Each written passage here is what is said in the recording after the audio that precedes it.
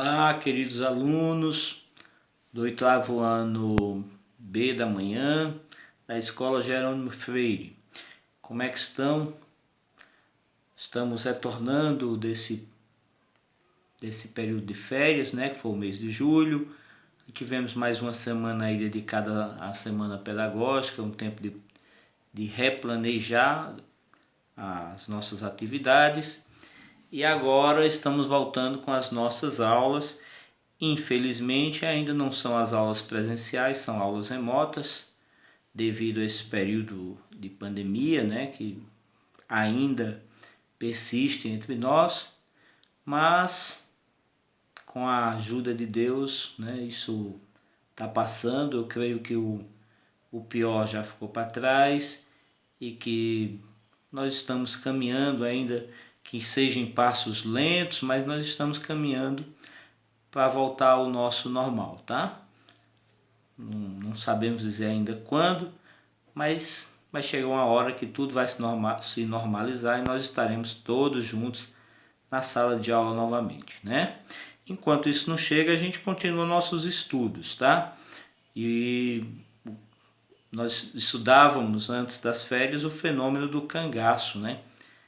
E aí vamos dar continuidade a esse estudo, falando sobre o maior de todos os cangaceiros, né? O fenômeno do cangaço que existiu do final do século XIX ainda até as 4 primeiras décadas, né? As 3 primeiras décadas do século XX, teve inúmeros cangaceiros, né? Alguns deles foram Jesuíno Brilhante, Antônio de Silvino, Senhor Dantas, tá?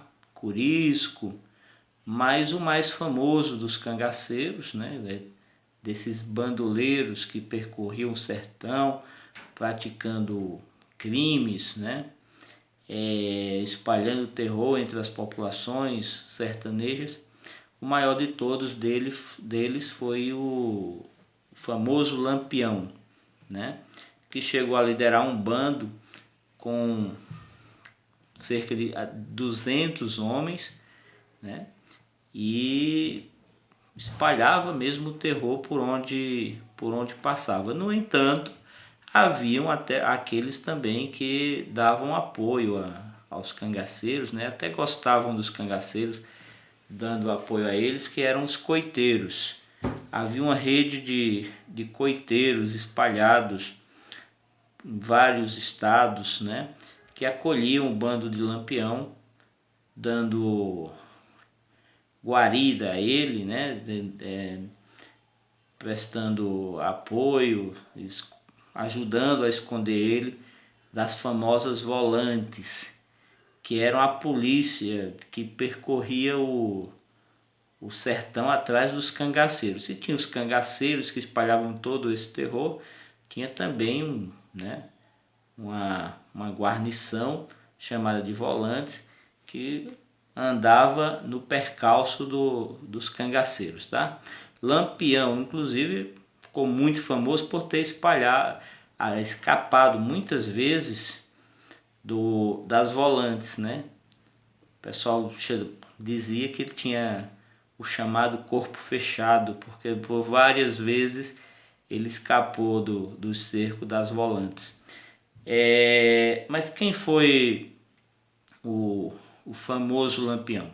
Lampião nasceu em Serra Talhada, ainda no ano de 1898, portanto ainda século XIX, né? E cedo acabou entrando para o cangaço, né? Motivado por... Uma das motivações foi a morte de seu pai, vítima de disputas por terras, que era comum também naquela época, né? Muitos crimes aconteceram devido a disputas de terra. E para vingar a morte do pai, Lampião acabou entrando no cangaço, né? Acabou assumindo um posto de confiança no bando do famoso cangaceiro Senhor Dantas, E quando esse cangaceiro, né, depois de conversar com o padre Cício, resolve abandonar o cangaço, o Lampião acaba assumindo a chefia do bando, tá? Até então o bando se aceitava apenas homens, né? Até que o Lampião acabou se apaixonando por uma mulher já casada chamada Maria de Ideia, que acabou deixando o marido e acabou seguindo o bando.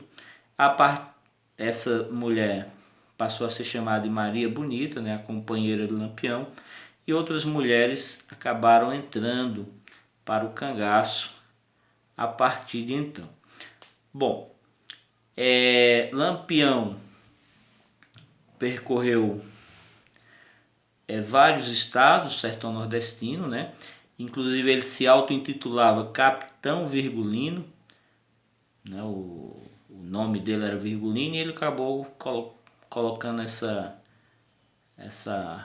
esse nome de capitão também, Capitão Virgulino, devido a uma viagem que ele fez a Juazeiro. E aqui em conversa com o padre Cícero, né, ele tinha sido chamado por Floro Bartolomeu para participar do pelotão patriótico que combateria a famosa coluna Prestes, mas, né, acabou que esse confronto não aconteceu e foi dado a Lampião um documento qualquer, né, dizendo a ele que ele recebia o título de capitão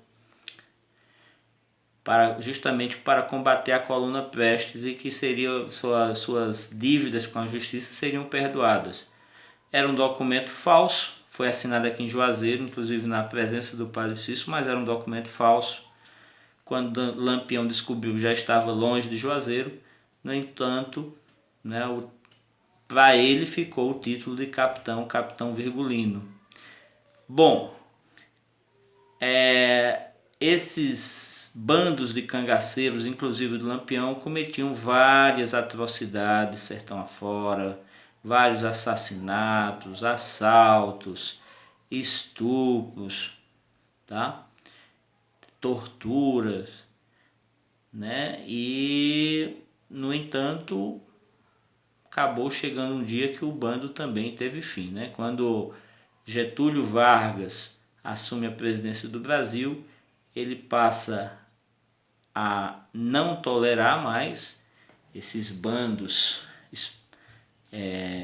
espalhados pelo sertão nordestino, e a polícia, as volantes passam a receber reforço, né, com a missão de acabar esses bandos de cangaceiro. E o bando de Lampião teve fim, finalmente, no dia 28 de julho de 1938, no estado de Sergipe, no local chamado Grota do Angico, onde eles foram surpreendidos cedinho da manhã pela volante comandada pelo tenente João Bezerra. Lampião foi morto, Maria Bonita e outros cangaceiros, né? Mais tarde eles tiveram foram decapitados e suas cabeças foram expostas em praça pública, mostrando finalmente o famoso Lampião, que tantas vezes tinha espalhado o terror pelo sertão e escapado das volantes, tinha sido realmente morto, tá? Essa é a trajetória do famoso Lampião, tido como herói para alguns, né, porque teve a coragem de enfrentar os coronéis, de enfrentar os poderosos, e tido como bandido para outros, né, principalmente, que o diga, aqueles que caíram nas mãos, né, e sofreram tamanhas crueldades diante desse bando, tá?